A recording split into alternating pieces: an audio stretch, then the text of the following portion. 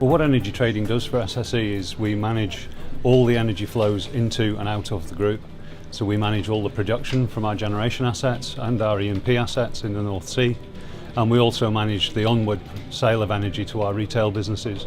We also manage the energy produced from third parties under PPAs and energy that we supply directly to consumers through our business energy contracts. And the scale of the energy that we trade has grown over the years. At the moment, we're managing over 10,000 megawatts of generation production, and we also supply around 3 billion therms of gas to our retail business.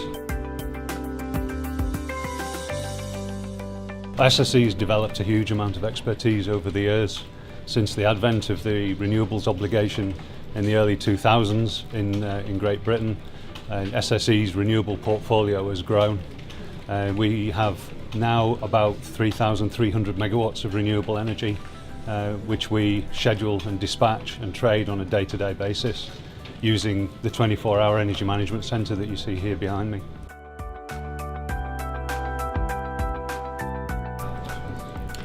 Once the electricity industry was privatised in England and Wales in 1990, there was initially a pool put in place, which was a mechanism not dissimilar to the single electricity market currently in place in Ireland.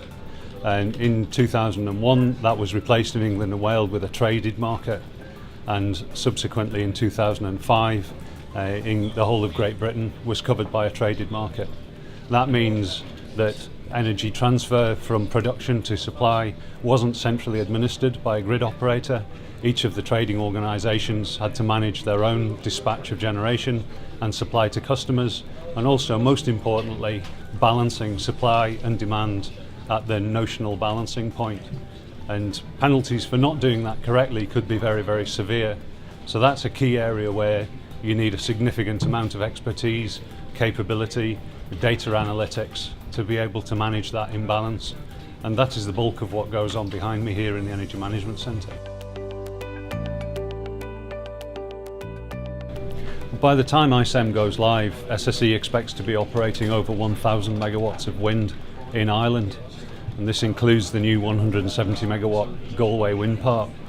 SSE already has the capability to schedule, nominate, dispatch and trade wind generation in the traded markets, as you can see here that we do in GB, and we will have that capability in Ireland.